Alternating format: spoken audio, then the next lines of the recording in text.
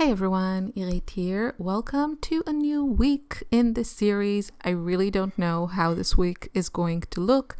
I hope I can post these daily, but I really can't promise it. So from now on, I'm looking at every video as a gift and we'll see how it goes. Okay, today's color is Lunar Earth. And it's one of the lunar colors of Daniel Smith, which are very granulating colors. That's kind of their thing. And I decided to pair it with lavender, which I love. And I think you will see that the mixtures are really lovely. So both of these colors are granulating. I think Lunar Earth is kind of transparent or more on the transparent side. And then the lavender, you have to kind of be careful with it. I'm using the Rembrandt version, if I'm not mistaken here, which is very intense. So usually I water it down a little bit. The Daniel Smith version is a little bit less intense, so you don't pick up so much with your brush if you're using dried paint. But yeah, I really enjoy the lunar colors. They are the ones I have. Lunar Black is now kind of a staple in my palette, and I think having a granulating black, I know a lot of people say that you shouldn't use black watercolors. I know a lot of what I've heard a lot of times said is artists say they can spot a painting with black like a mile away, that, you know, it's flat and it swallows the light.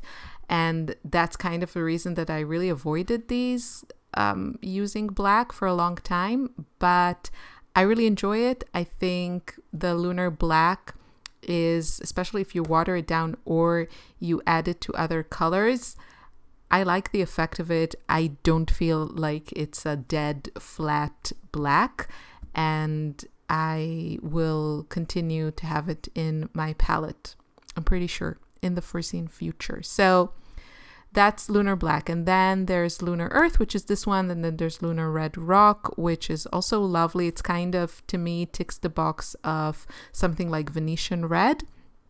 And then there's Lunar Blue, which I have added to a certain palette, and I will show it to you very soon. So what did I do now? I don't know. I made some flowers, I guess. And you can see in my palette the granulation of this color. This is, you know, to me, I kind of stayed away from these colors because Lunar Earth and Lunar Red Rock, which I don't think I actually have in my current palette, but for sure I will include it in my autumn palette. And yeah, I kind of stayed away from them because I wasn't really feeling all the earth tones, but they are beautiful, and I think especially they shine when you kind of mix them with your favorite colors. So they just create the most interesting effects because of that really strong granulation and separation. And that's kind of the best part about them, not necessarily using them pure, but just mixing them into your other paints and seeing what happens. And I really enjoy having them in my palette for that reason. So I'm making, I guess, a hibiscus-like type of flowers here and just adding some splatters. And you'll actually see this process, I think, if I remember correctly. It's just I'm starting to, these videos and these pages are a bit mixed up in my brain. But I think you will see that kind of the last 2 minutes of this sketch just took it, you know, if I may say so myself, kind of to the next level. It's just, and you'll see what I mean. So here I'm kind of building that base. I'm using a relatively limited color palette. I added Lunar Black, as I said, and I added Cobalt Violet, my precious. I love the mixtures that I get with Cobalt Violet and Lunar Earth. At the beginning, you get kind of these pinky granulating colors, and it's just such a beautiful combo. So this color really plays well with all of my favorites, and that's why I really, really enjoy having it in my palette. So that was kind of the base, adding some lavender, adding some cobalt. Violets, I decided instead of featuring that lunar earth in my flowers to kind of use it more for the background. And I kind of got there after making the yellow ochre video where I used the yellow ochre for the flowers. And it's just, yeah, I don't know. I just, these kind of colors I really prefer in the background or in mixtures and not as my main elements. I do find that I enjoy the main floral shapes to be in the pinky, peachy, violet family. And then the other colors, the earth tones, the greens, the turquoises, they are lovely for the background. So that's just my personal, color sense and aesthetics. But that's it.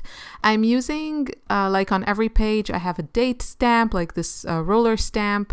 And then I'm using this wooden set I got it from Etsy, I think, of letters. I really love it. And for me personally, I find it easier. I mean, it is still a bit fussy and fiddly, but I prefer it than the the clear stamps that you have to mount. I find that with letter stickers, they just get lost and I lose them, and it's not good. So this is working for me.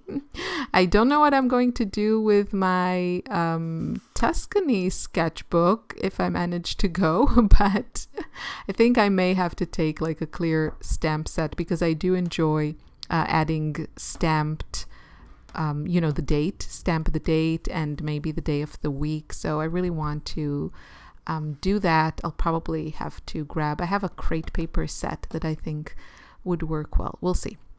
Okay, adding a little bit of bling. Oh, I want to say thank you to Renee for solving the mystery that was the glittery gold paint. I don't know if you remember, but I was going on and on about this beautiful glittery gold paint that I have, and I don't know what it is. So I think we know what it is, and I ordered a tube, and when I get it and check it, I'll share it with you. No, I'm just kidding. I'll tell you now, but I can't promise you that it's really that paint. So Renee said that she very kindly sent me a while back some watercolors to try, and that was one of them. The mystery color, she didn't label it, but I forgive her. I'm just kidding. Anyway, she said it's the Holbein gouache gold, like one of the golds. There are a few golds. I can't remember which one. But I ordered a tube and hopefully it'll get here soon and we can check it and see, because it's really unique. It's more chunky than my other golds and it's just beautiful. Such a beautiful and quite unique formula. So I want to share that with you. And, you know, if it's your cup of tea, your cup of glittery, chunky gold tea, then you can now find it. So thank you, Renee. I hope you're right. And I hope we solved the mystery. Okay. I finished, you know, my sketch and then I came back to it, I think the next day or something. And I was like, I just want to add some rainbow colors. And that's what I did. I just added, you can see I have my little rainbow there on my palette and I'm just adding some more colors. And I really love what it did to my painting. I don't know, I guess I'm always kind of going back and forth between what I would like to think my more sophisticated color sense. And then the rainbow appears and I'm like, I want rainbows. So yeah, this is what happens when, these two worlds collide. And I like it. It makes me happy. And so I'm going to continue to experiment with just adding those pops of color at the very end when, you know, most of the painting is already done. And this is what happened here. And personally, I just love it. I think it just makes it really happy. Now, I'm thinking already, I'll probably be too cheap to actually do it, but the thought that I had is once I'm done with this sketchbook is to take pictures or scan my most favorite pages. So let's say, I don't know, like 8 of them or something like that, hopefully in some sort of rainbowish order, and make pillows out of them. So like 8 pillows, and arrange that on my sofa or on my bed in rainbow order. You can get those done. You don't need to go to my shop, but you can go to a website like Redbubble or Society6. I'm sure there are others, and you can just upload your artwork and nobody has to even see it. You can just like keep it private, and you can make all kinds of fun things like notebooks and rugs and clothes and pillows with your artwork. So I think I may do that, but yeah, I always want to, and then I'm too cheap to press the buy button. If I can buy some tubes of paint, why not? Anyway, silly me, didn't do close-up shots of this particular page, so I do apologize. I'll try maybe to remember to do that in a future video or something. But yeah, you can see in the thumbnail that this turned out really colorful and happy, and that's it for me. So hopefully I'll see you tomorrow in another video. Thanks for watching. Bye.